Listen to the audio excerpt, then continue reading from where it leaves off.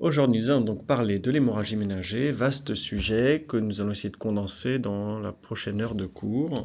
En partant du cas clinique d'une patiente, un petit peu d'épidémiologie, comment faire le diagnostic, quelles en sont les étiologies, la prise en charge. Je zapperai la physiologie du LCS puisqu'on a déjà fait ensemble un cours dédié DVE physiologie du LCS. Et puis évidemment les évolutions, les complications de ces patients-là. Un peu d'épidémio, alors selon les pays, c'est plus ou moins fréquent. Dans les pays asiatiques, au Japon en particulier, et en Finlande, pour très probablement des facteurs génétiques, c'est plus fréquent. En France, c'est du moins dans les centres qui font de la neuroréanimation, une des pathologies qu'on voit quand même très très fréquemment. Je veux dire, sur les grandes gardes, l'hémorragie ménagère, c'est le recrutement tout à fait classique. En termes de sexe ratio, c'est un peu plus les femmes que les hommes. L'âge, c'est 40-60 ans. Faut pas oublier que c'est une maladie grave dans la mesure où il y a quand même bon nombre qui ne vont pas arriver à l'hôpital et bon nombre qui vont présenter sous la forme d'un arrêt cardio-respiratoire. Je crois pas avoir mis la diapo sur arrêt cardio-respiratoire et hémorragie ménagère.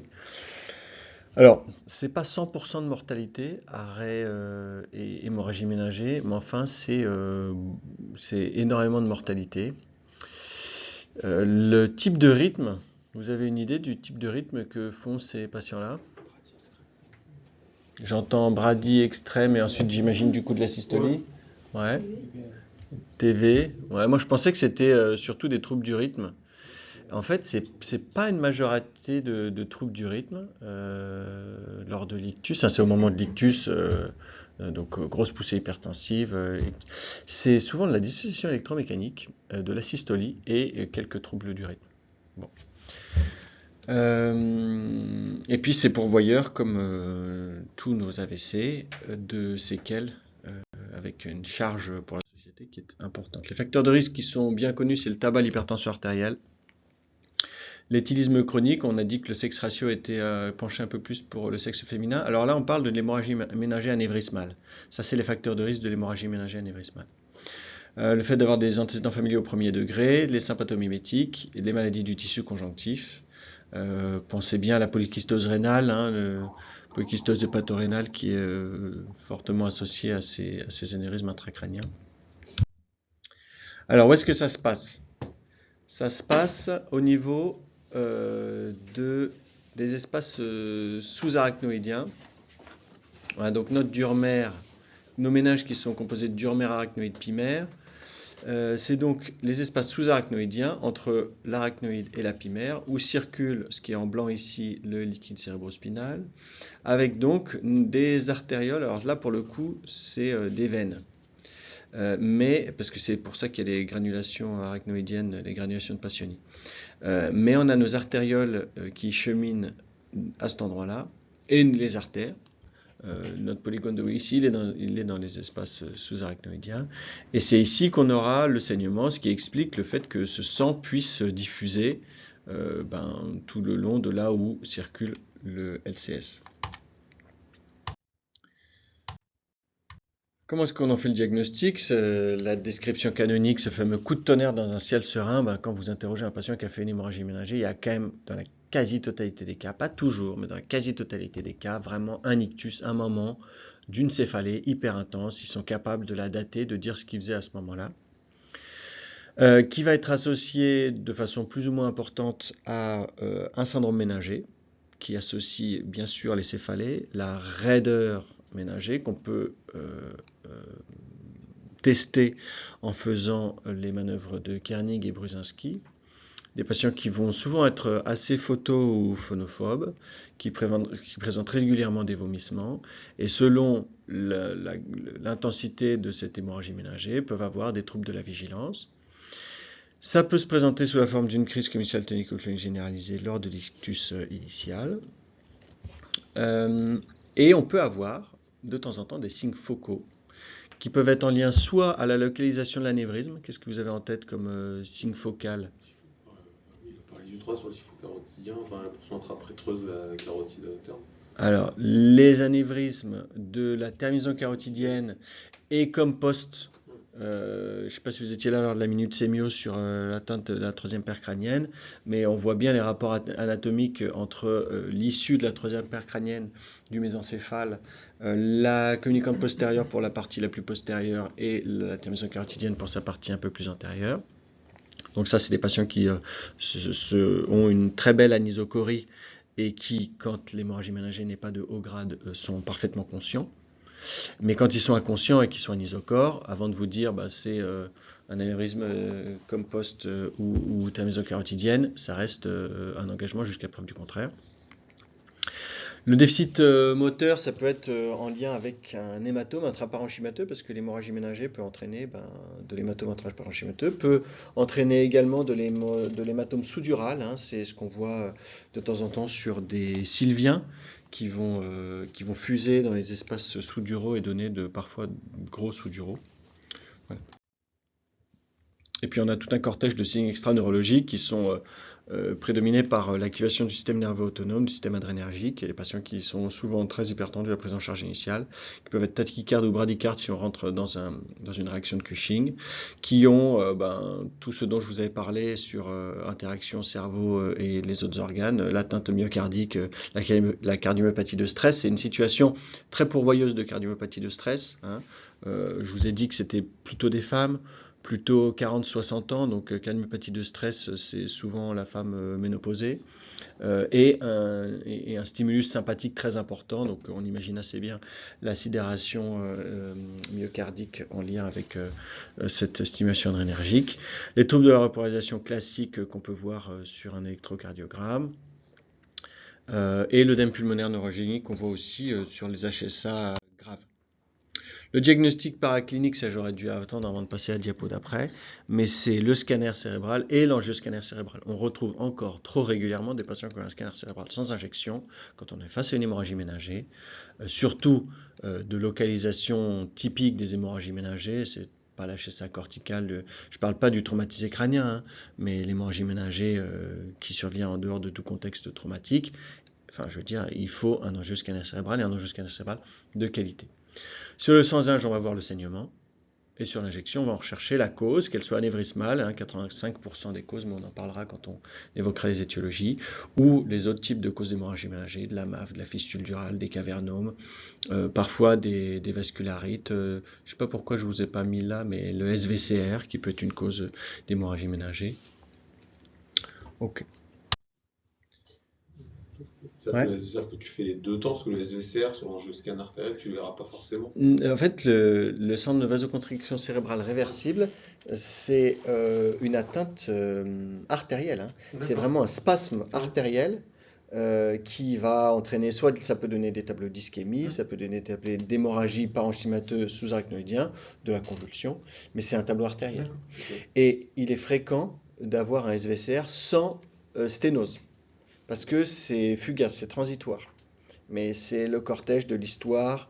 La localisation, c'est des HSA qui sont corticales. Ce n'est pas des HSA aussi proximales que ce qu'on va voir sur l'hémorragie ménagère anévrismale. C'est un terrain particulier aussi, pareil, un sex ratio, je crois, qui est beaucoup plus en faveur des femmes. Je crois que c'est 4 pour 1. Mais je ne m'avancerai pas sur les chiffres. Voilà. C'est un contexte de prise de vasoconstricteurs, donc les vasoconstricteurs nasaux, c'est les triptans. Les ISRS sur tout ce qui est... Ouais, la cocaïne, en fait, tout ce qui active le système adrénergique, les ISRS en font partie, hein. Bon. Quand le angioscan ne permet pas d'en faire le diagnostic, et si c'est vu tardivement, parce qu'en fait, si c'est des petites hémorragies ménagées, si c'est vu tardivement, c'est qu'elle n'est pas grave, sinon elle rentre dans une filière de soins critiques rapidement, mais ça peut être des petites hémorragies ménagées dont on passe à côté. L'IRM avec des séquences en T2 étoiles, en SWI, permettent de voir les tatouages d'hémosidérine dans le cerveau, et ça dure plus longtemps. Puis enfin, alors je ne sais pas pourquoi je ne l'ai pas noté là, mais quand vous avez un tableau clinique typique, un scanner qui n'est pas évident, qu'est-ce que vous allez faire?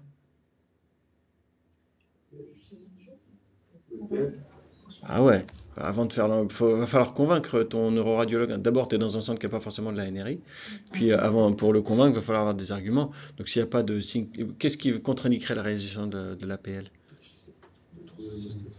Hein? Donc ça, c'est certain. Mais après, tu as déjà fait le scanner pour le signe focal, donc tu sais si tu as un processus expansif. Mais l'HIC, mais si tu n'as pas de tableau d'HIC, tu lui fais la PL. Et qu'est-ce qu'on va rechercher pour nos externes sur une ponction lombaire dans un diagnostic d'hémorragie ménagée? Du sang. Alors ouais, on peut voir du sang, mais parfois c'est pas aussi rouge que... Qu'est-ce qui va te faire? T'as déjà fait beaucoup de PL? J'en fais 4. T'en as fait 4, c'est déjà ça. T'as déjà eu du sang quand t'as fait une PL? Non. Ah, bah parce que t'es très très doué. Moi j'ai déjà eu du sang quand j'ai fait des PL. Et pourquoi j'avais du sang?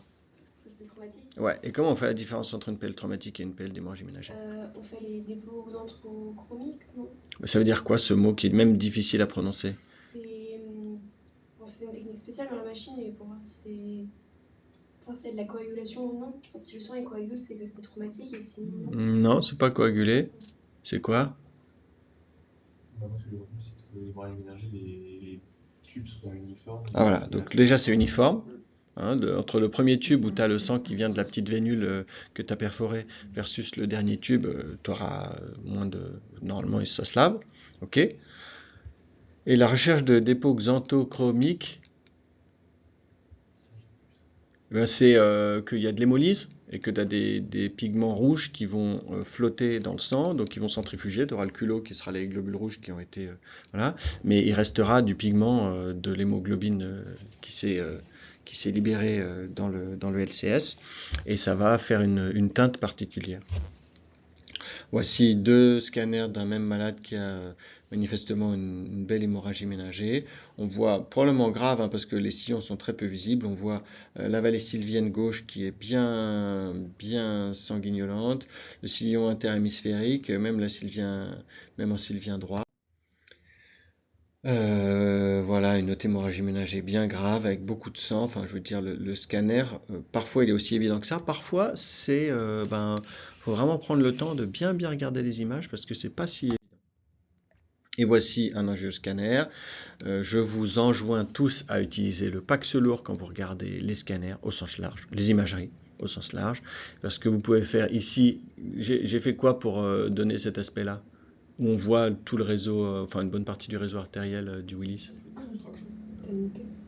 En MIP, c'est ça. Donc ça va coller de proche en proche un peu les différentes coupes qui vont suivre les trames bronchiques, qu'on va mieux voir, et surtout les trames vasculaires.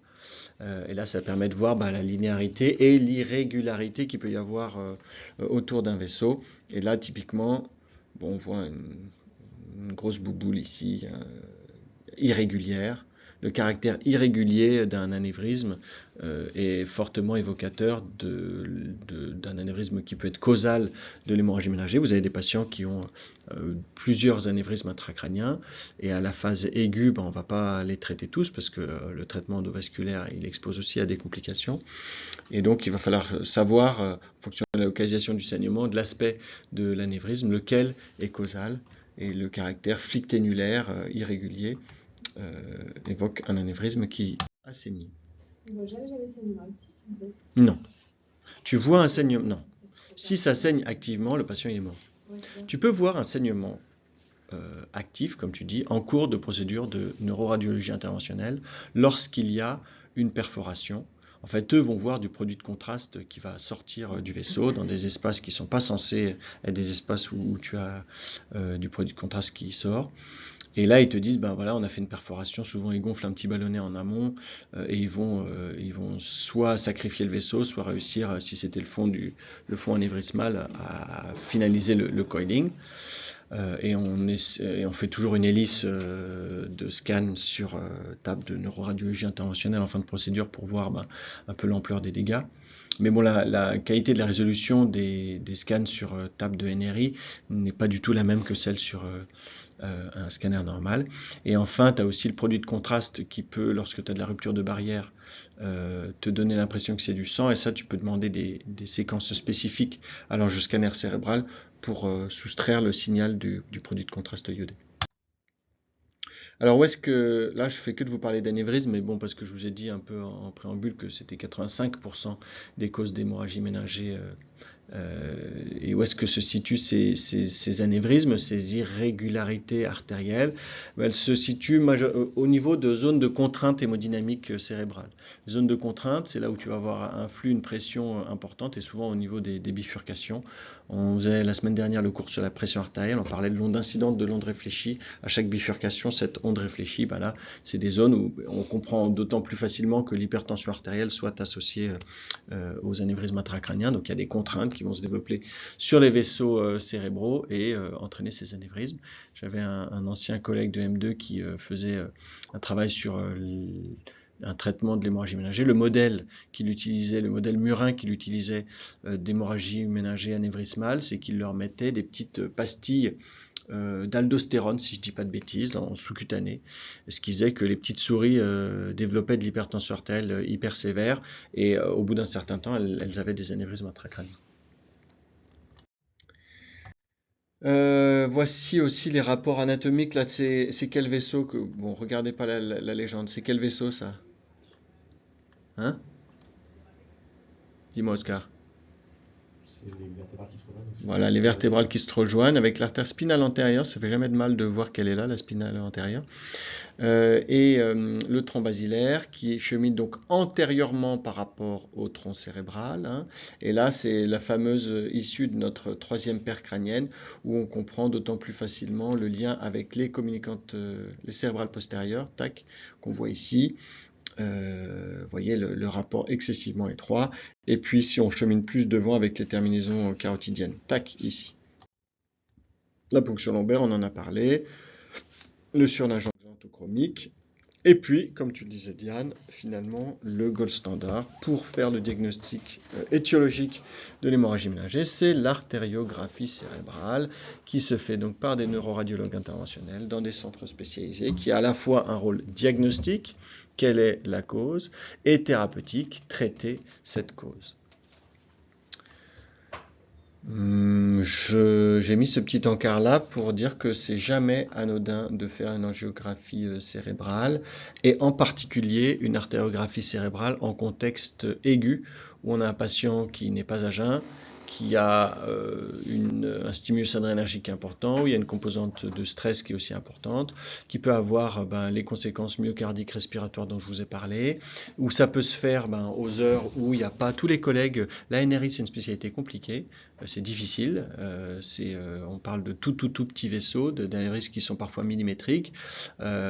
C'est pour ça que aller faire l'artériographie diagnostique à 4 heures du matin, jamais je pousserai un NRiste à le faire. D'ailleurs, on convient tous d'une stratégie où on dit cette patiente-là, elle est en première position demain matin, parce que faire des gestes en nuit profonde, on sait, en prenant en compte les facteurs humains, que tant sur le plan anesthésique que sur le plan de la neuroradiologie interventionnelle, on s'expose à un risque de difficulté. Donc prudence.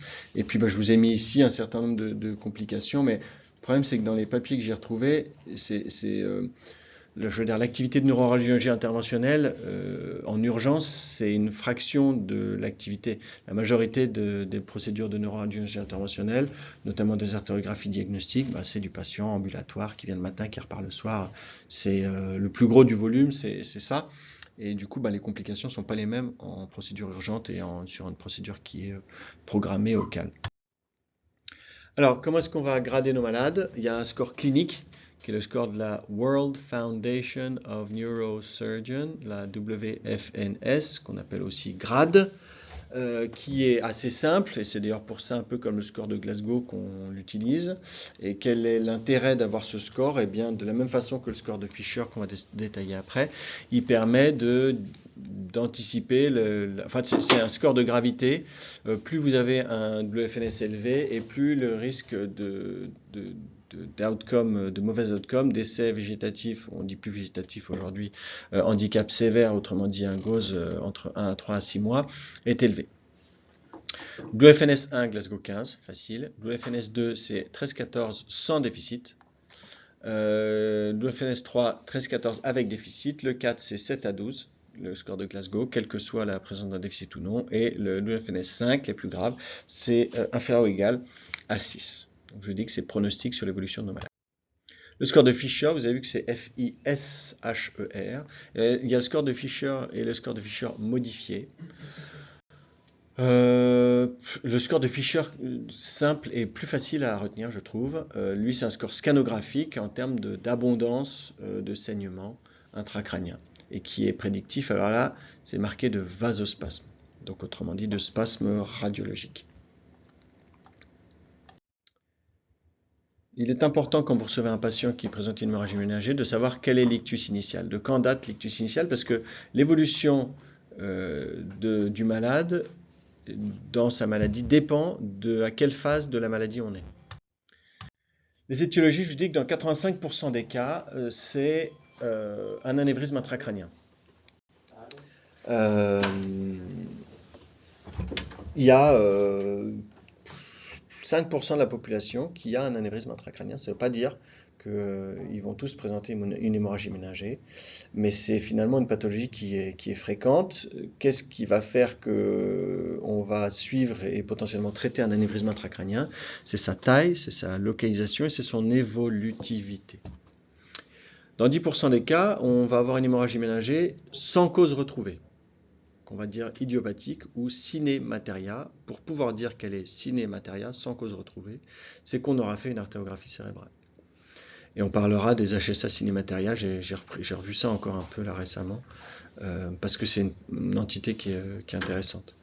Et puis dans 5% des cas, les 5% qui restent, c'est de la MAV, de la fissure durale, du cavernome, de la thrombophlébite cérébrale, ouais, du SVCR, de la vascularite, bon, l'anévrisme mycotique. Voici quelques localisations classiques, le territoire antérieur avec les anévrismes communicants antérieurs, la bifurcation sylvienne, la terminaison carotidienne et les cérébrales, les compostes, les cérébrales postérieures. Les anévrismes du territoire postérieur sont, je crois que je ne l'ai pas noté là, mais de plus mauvais pronostic. Alors qu'est-ce que c'est qu'un anévrisme? Eh ben, c'est une atteinte dans la paroi des vaisseaux, une perte du parallélisme des parois, avec une fragmentation de la limitante élastique interne, la média qui va disparaître et soumis aux contraintes, la croissance progressive d'un anévrisme qui va se faire. Donc c'est pas un processus aigu, l'apparition de l'anévrisme, il existait déjà, juste il a augmenté de taille à un moment, on va rechercher d'ailleurs le facteur déclenchant, il va se rompre. Les formes familiales correspondent à une minorité des patients. Et ce qui est évocateur d'un risque de rupture, c'est une taille, plus d'1 centimètre. La localisation, je vous disais que c'est plus grave quand c'est dans les circulations postérieures. Le fait qu'il évolue dans le temps et le caractère irrégulier de ces anévrismes. Deux diapos sur l'hémorragie ménagée périmésencéphalique, qu'on peut aussi appeler cinématéria. Pourquoi on dit cinématéria? Parce que c'est une hémorragie ménagée. Donc l'âge médian, c'est à peu près celui de l'hémorragie ménagée anévrismale. C'est souvent des grades bas, puisque dans 95% des cas, c'est des WFNS1. Contrairement à l'hémorragie ménagée anévrismale, il n'y a pas de facteurs de risque qui sont connus de cela. Autrement dit, c'est pas l'hypertension, c'est pas le sexe féminin. C'est de la même façon qu'une hémorragie ménagée anévrismale, un coup de tonnerre dans un ciel serein, une céphalée brutale, intense, inaugurale, qui peut être associée à une perte de connaissance, qui peut être associée à une crise comiciale. Au scanner, vous allez voir du sang. Simplement, la localisation du sang n'est pas la même que celle sur une hémorragie ménagée anévrismale, du moins pas que toutes les hémorragies ménagées anévrismales, puisque ça va être majoritairement au niveau des citernes de la base, au niveau pré-mésencéphalique. Et quand vous allez faire l'angio, donc l'angioscanner cérébral ne retrouve pas d'anomalie vasculaire, et quand vous allez faire l'artérographie cérébrale à ces malades, vous n'allez pas non plus voir d'anomalie vasculaire. Alors, parfois, enfin souvent, en fait, systématiquement, après une artérographie cérébrale blanche, avant de dire que le patient est cinématéria, ils vont avoir une nouvelle imagerie cérébrale. En fonction de la localisation, du volume de saignement, le choix conjointement concerté avec le neuroradiologue interventionnel sera soit de faire un nouveau angioscanner cérébral, classiquement à 1 semaine.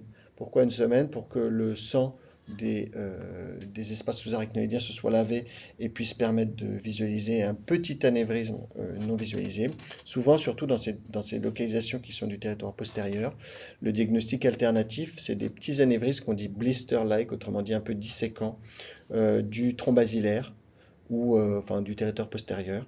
C'est des tout petits anévrismes millimétriques qui sont très chiants à traiter parce que comme ils sont disséquants, on n'a pas une vraie poche, donc on ne peut pas réellement les coiler. Ou parfois, c'est des anévrismes sur des branches du tronc basilaire qui sont souvent de toute petite taille et qui d'ailleurs régulièrement se thrombosent d'eux-mêmes.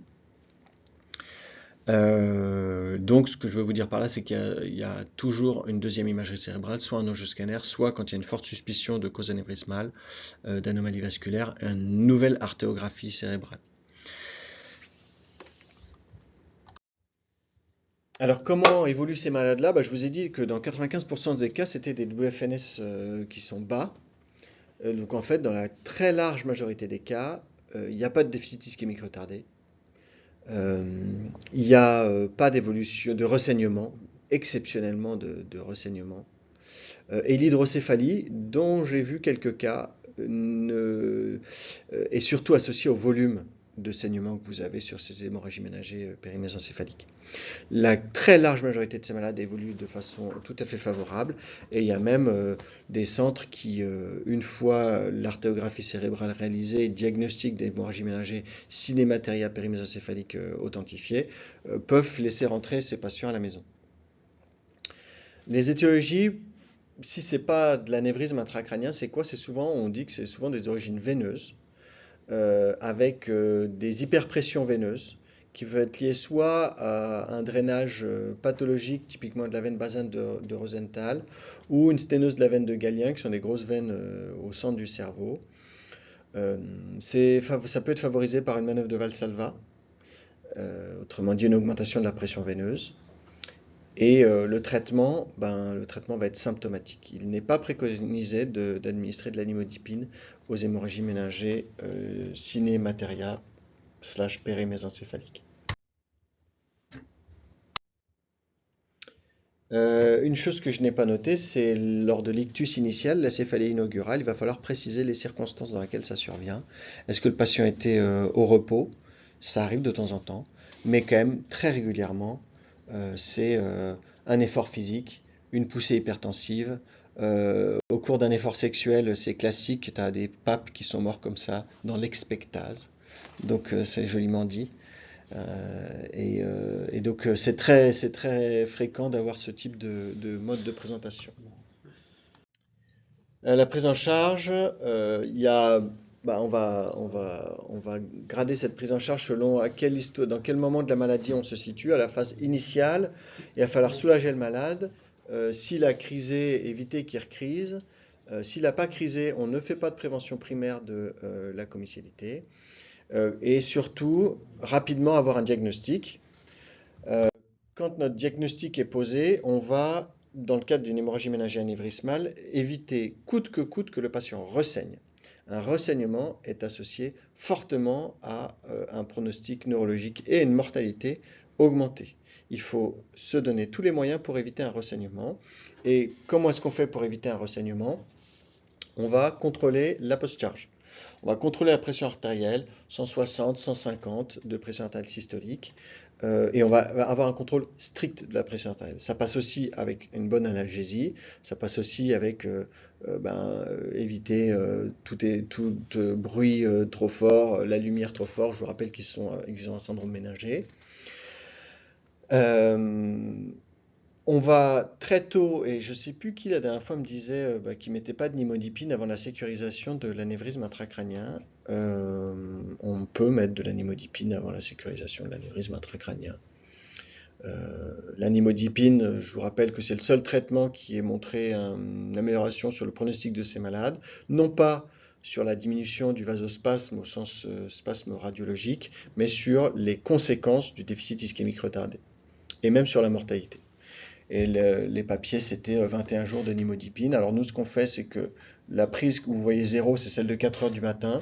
On considère que respecter le sommeil de quelqu'un qui a une hémorragie ménagée est probablement plus bénéfique que de le réveiller à 4 heures du matin, parce que qui dit réveiller, enfin, on avait vu ensemble que le sommeil, il avait un rôle important en termes de physiologie cérébrale, de perfusion cérébrale, de drainage du parenchyme cérébral, des déchets, notamment de substances bêta-amyloïdes, entre autres. Donc on pense que respecter le sommeil, c'est important, raison pour laquelle on fait sauter la prise de 4 heures du matin. Alors, quels sont les facteurs de risque de ressaignement? Ben, je vous ai dit, une pression artérielle supérieure à 160 est associée à un ressaignement, alors que 140, non. L'artériographie, on veut qu'elle soit précoce, autrement dit dans les premières 24 heures. On a parlé de la nuit profonde de ces artériographies. Quand on sait qu'il y a un anévrisme intracrânien, ce sont des procédures qu'on fait sous anesthésie générale et profondément curarisées. Parce que tout petit mouvement, puisqu'on parle de tout petits vaisseaux, de tout petits anévrismes, peut entraîner un risque de perforation et de ressaignement, et dont on a vu ensemble qu'il était grévé à la mortalité des malades. On va systématiquement discuter la stratégie de prise en charge, qu'elle soit endovasculaire ou chirurgicale. Jusque-là, on n'avait pas du tout parlé de la prise en charge chirurgicale de ces hémorragies ménagées. Lorsqu'il y a un sous-du qui est associé, un hématome intraparenchymateux, avec une localisation de cet anévrisme qui est favorable, autrement dit un territoire sylvien par exemple, il faut impérativement discuter de la chirurgie de clipage et d'évacuation d'hématome dans le même temps. Et il faut que les neurochirurgiens soient évidemment dans la boucle, sans compter bien sûr la discussion de la pose de DVE, bien évidemment. Alors, qu'est-ce que j'ai mis là? Ah ouais, ça c'est la comparaison clippage versus coiling, un Lancet d'il y a plus de 20 ans maintenant, qui avait tendance à plutôt favoriser une stratégie endovasculaire déjà il y a 20 ans, alors que le matériel a considérablement évolué, versus une stratégie chirurgicale. Retenons quand même que ça c'est la mortalité ou le handicap à 1 an, selon qu'on fait une stratégie endovasculaire ou chirurgicale pour clipper un anévrisme. Mais retenons quand même qu'il est important que les équipes neurochirurgicales sachent encore clipper, et s'ils ne clippent pas régulièrement, en fait ils perdent la compétence. Et parce que c'est pas sur le patient gravos qui a le sous-du, l'hématome intra, qui a impérativement besoin d'avoir une prise en charge chirurgicale, qu'il faut qu'il se fasse la main. Donc, mine de rien, il y a quand même une compétence qu'il faut maintenir pour nos collègues neurochirurgiens, qui sont d'ailleurs demandeurs de poursuivre à clipper des malades. Donc, on fait ça en bonne intelligence avec eux, comme toujours. Du coup, il clique qui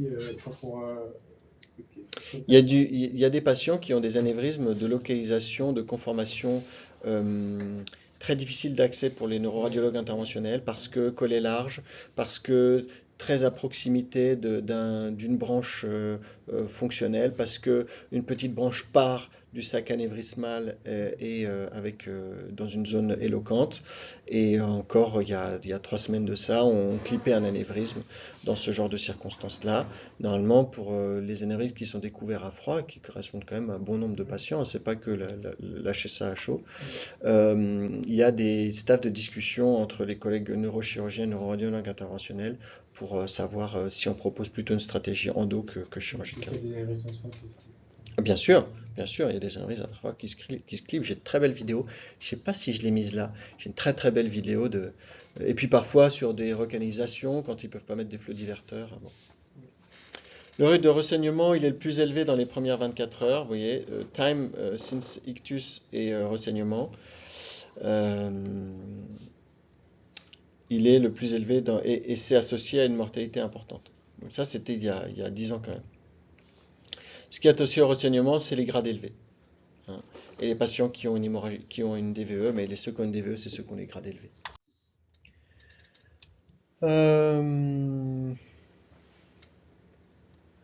Bon, voilà, ça veut dire ce que ça veut dire.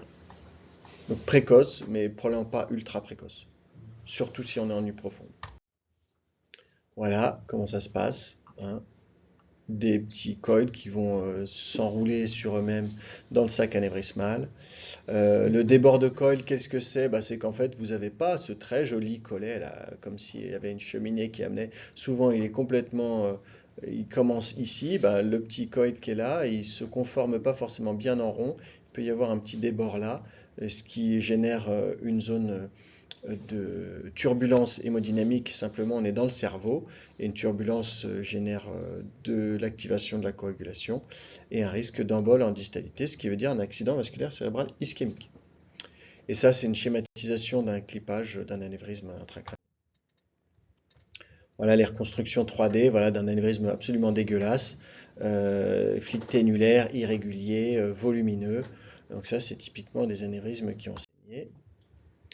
Et donc ils vont avant, pendant, après. Voilà, ils vont exclure l'anévrisme avec ces coils. J'en ai pas du tout parlé jusque-là, mais on va en parler, je crois, un peu après. Ces patients-là, quand ils vont une hémorragie ménagée, vont être surveillés pendant au moins 12 jours dans une structure de soins critiques, avec en particulier une surveillance clinique. Pour quelle raison? L'ischémie cérébrale retardée. Qu'est-ce que c'est que l'ischémie cérébrale retardée?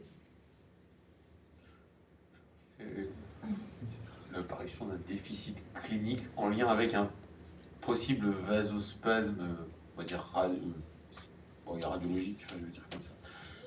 Ça, c'est la traduction clinique d'un vasospasme en fait.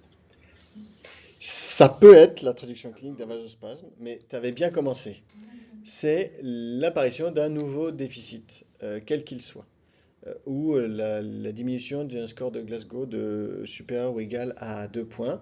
Je crois que je vais en parler un peu après. Les complications. Les complications initiales, on n'en a pas du tout parlé. Qu'est-ce que vous voyez ici? Eh oui, vous voyez des ventricules qui sont très confortables.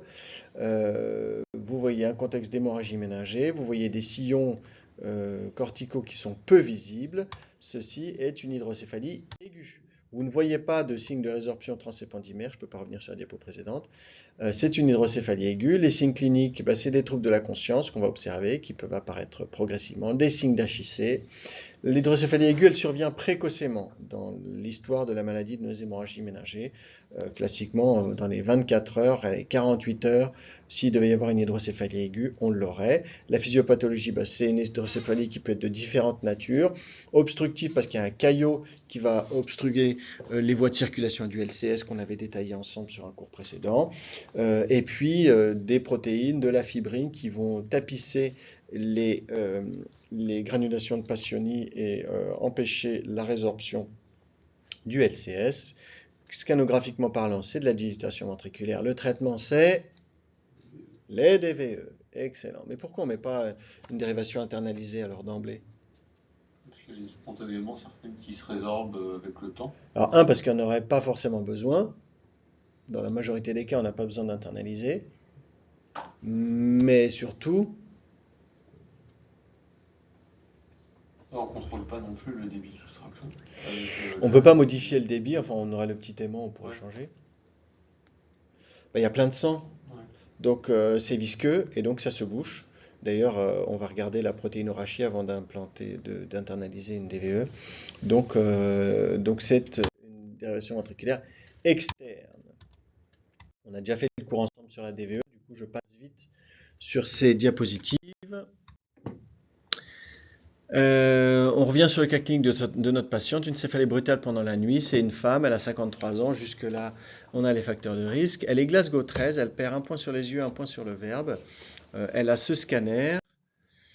Et puis elle se dégrade quand elle arrive chez nous en salle de réveil. Les pupilles sont toujours symétriques et réactives. Et on voit malheureusement un hématome frontal gauche qui témoigne d'un renseignement intracrânien qui est grévé de 60% de mortalité et qui nous impose de traiter précocement ces anévrismes. Ici, c'est plutôt du produit de contraste. Là, ce que je vois là, en termes de densité, c'est plutôt du produit de contraste en frontal. Cette patiente-là, typiquement, c'est plutôt du clipping ou c'est l'artério qui va guider la stratégie derrière clipping versus son position? Là, l'hématome, le problème, c'est que... Alors, en frontal, ça dépend où se situe l'anévrisme. Il est quand même volumineux. En tout cas, il faut impérativement discuter avec les neurochirurgiens quand tu as un gros hématome comme ça. C'est sur un 3 bandes, ça. Ah ouais, impérativement. Autour du scan et de la patiente. Impérativement. Et ce qui aidera à prendre la décision, c'est l'enjeu TDM ou... C'est les possibilités techniques, que ce soit neurochirurgical, angiographie, angio, l'accessibilité de l'hématome, s'il est profond, s'il n'est pas profond, s'ils ont besoin de léser beaucoup de parenchyme pour accéder à l'hématome, ou si en fait il est accessible parce que il est dans les sillons et en fait il occupe un peu de place, et en suivant sans faire sans dissection transparenchymateuse, ils arrivent à l'évacuer, tu vois. Parfois c'est assez beau d'ailleurs, ils réclinent. Alors souvent ils drainent pas mal de LCR pour se laisser un peu de place, ils réclinent un peu le cerveau et tu vois le caillot là qui sort, ils arrivent à l'aspirer et tu vois là qu'ils extirpent le caillot, c'est très satisfaisant à voir. Et ça arrive jamais de faire artériographie première, enfin, c'est-à-dire on fait De faire une l'artériographie, stratégie en deux temps, Ouais. une et on artério voit pour la sécuriser. tête, non, mais on voit la tête de l'anévrisme. Ouais, c'était ma En question, fait, c'était est-ce que tu peux il y a une chose importante qu'il faut retenir, et parfois ils demandent à faire ça, mais il y a un truc important qu'il faut retenir, c'est est-ce que le patient a de l'HTIC. Une procédure de neuroradiologie interventionnelle, tu pars sur au moins 2 heures, où le patient va être à plat. S'il a une authentique HIC sévère, tu peux pas, en plus tu ne monitores pas, tu sais pas ce que tu fais. Tu peux pas avoir 2 heures à plat, enfin 2 heures, tu sais que ça va être forcément plus parce que transfert, machin, avec une HIC sévère. Donc dans ce cas-là, à la limite, ce qu'il faut faire, c'est une DVE première pour pouvoir drainer du LCS, avoir un peu de marge sur la compliance cérébrale, monitorer la pression intracrânienne, et ensuite faire. D'ailleurs, dans les stratégies de prise en charge, quand il y a l'indication à mise en place d'une DVE, à Mondor, on a une stratégie plutôt large de mise en place de DVE sur l'hémorragie ménagée. Autrement dit, l'hémorragie ménagée qui n'est pas nickel, celle qui a un trouble de la vigilance, même minime, elle perd un point sur les yeux, mais un vrai point sur les yeux. Pas juste sur le verbe, c'est pas. Voilà. Mais si elle perd vraiment un point sur les yeux, une altération de la vigilance, elle va avoir une DVE. Dans d'autres centres, ça va être source de négociation avec l'équipe neurochirurgicale. Ici, on a plutôt la DVE facile. Et en fait, une HSA qui est hypovigilante, elle a impérativement besoin d'avoir une DVE, qu'on voit de l'hydrocéphalie ou qu'on n'en voit pas. Et dans un deuxième temps, on embolise. Et le truc, c'est DVE puis embolisation, et pas embolisation puis DVE. Un, parce que tu ne veux pas laisser ton patient avec de l'HIC. Et puis deux, parce que pendant la procédure de neuroradiologie interventionnelle, tu vas faire de l'héparine.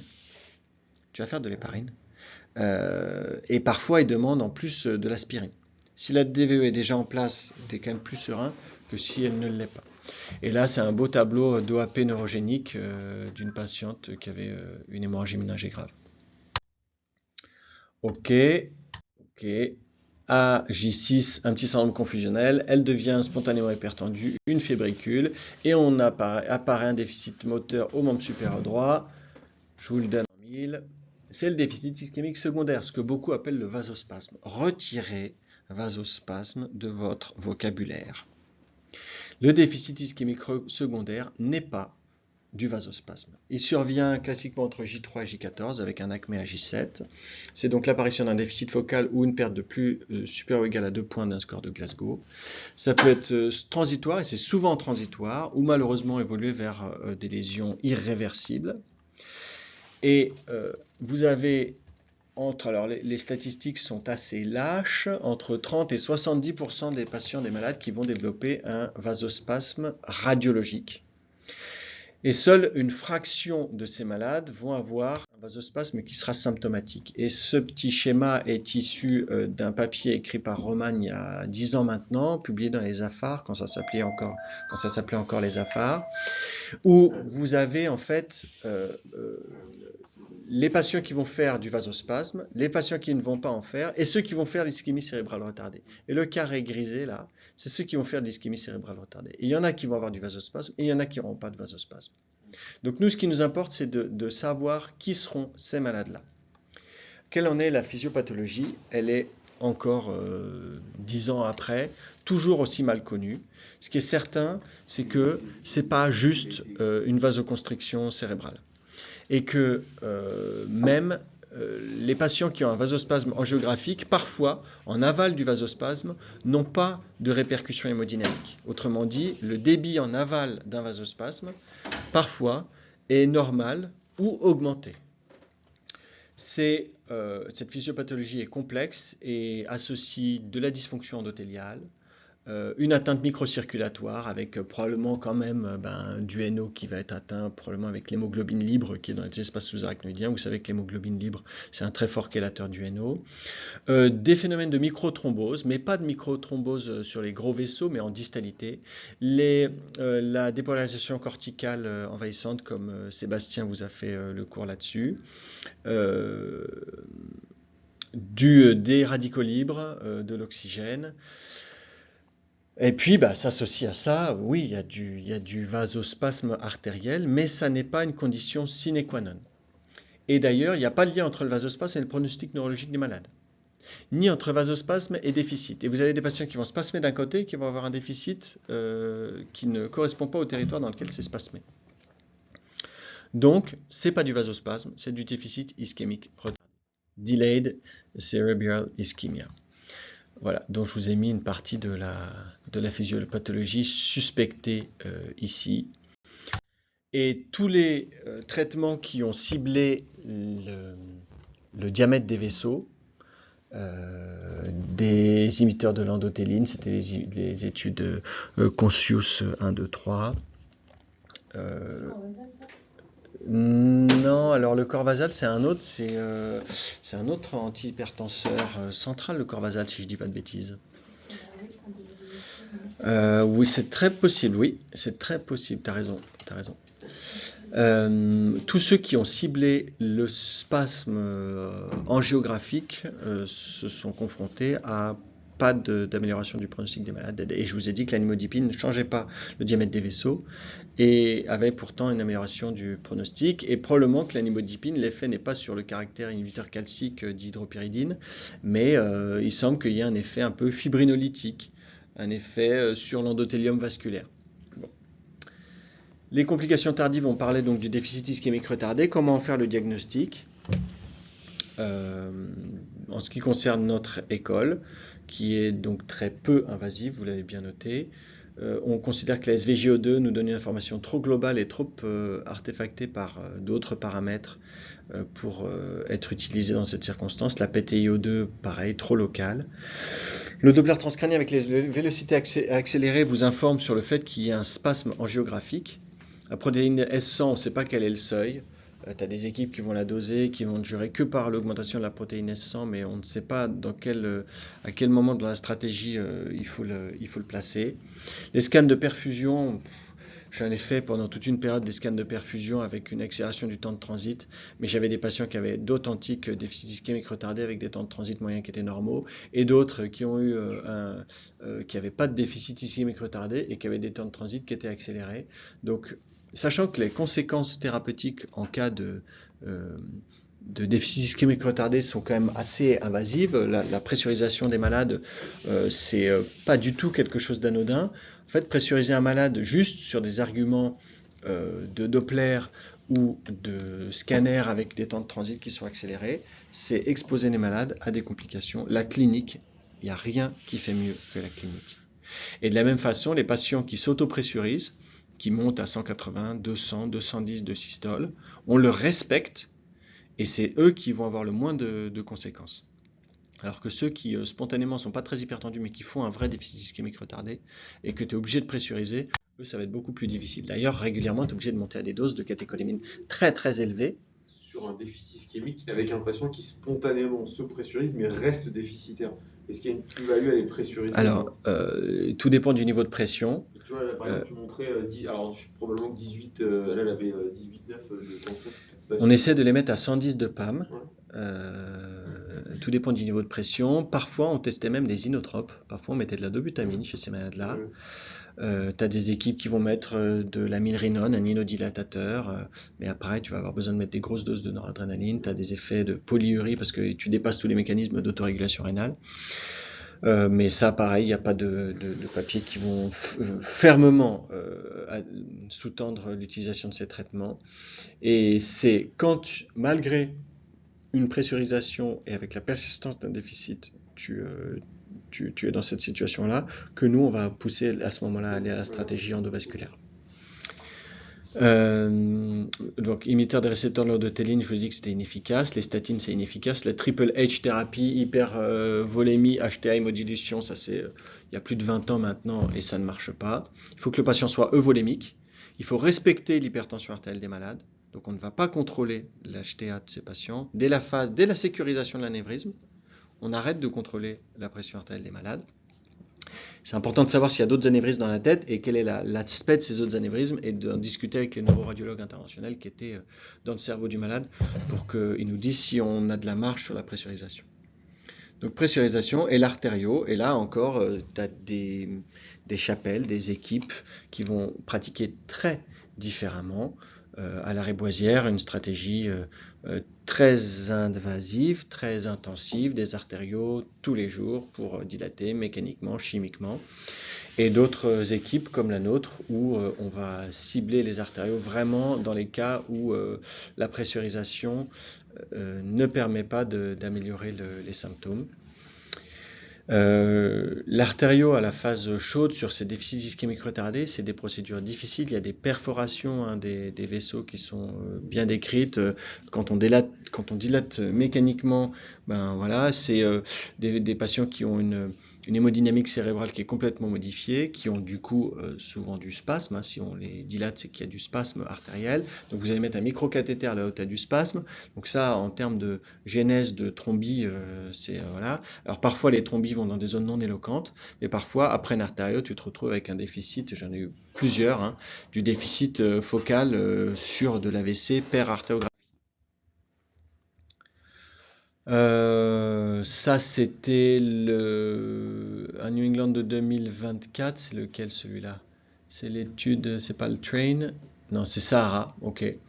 Il comparait une stratégie restrictive moins de 8 versus libéral moins de 10 sur le Modified Rankin Score à 1 an, sans différence.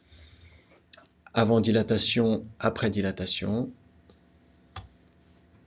2,3% de rupture quand même, hein, et 5% d'embol. Donc c'est pas anodin.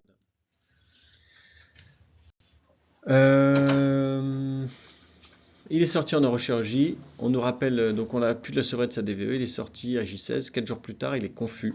Elle est confuse. Et elle a ce tableau-là. Vous voyez, par rapport au scanner précédent, c'est différent. Les ventricules sont beaucoup plus dilatés. Mais la différence de la dernière fois, vous voyez les sillons là, au niveau cortical. Et derrière ça, comment ça s'appelle? Et ouais, c'est de la résorption transépandimère. Ça témoigne d'un trouble de la résorption du LCR, d'un cerveau, comme disait Mathieu Martin, qui devient marécageux, qui est congestif, qui est baigné de LCR. Ça, c'est un tableau. Quel est le nom de cette maladie?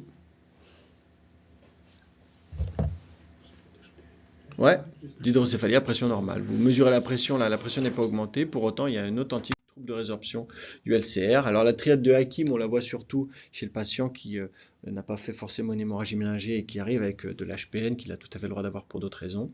C'est troubles de la marche, troubles cognitifs et troubles sphinctériens. Nous, ce qu'on voit, c'est surtout le patient qui devient confus, qui peut être un peu hypovigilant. Et ces malades-là, on peut faire un test diagnostique avec une PL soustractive, 20-40 ml de soustraction du LCR, qui normalement est censé améliorer les symptômes. Ils font des tests de marche, ils voient dans quelle mesure ils arrivent à marcher mieux ou moins bien. Ça, c'est le patient en ville, hein, qui a sa pelle soustractive. Et le traitement, c'est dérivation ventriculaire internalisée, qu'elle soit atriale ou péritonéale. Ok. Le SIADH, très fréquent dans cette population de malades. Attention aux infections de DVE. Bon, de toute façon, dès qu'on a un dispositif, ça s'infecte. Et puis je vais passer vite, le LCS on avait déjà vu ensemble, donc en fait je crois qu'on arrive à la fin de notre topo. Y a-t-il des questions de la part de l'Assemblée? Oui. Le grade, c'est le go initial ou c'est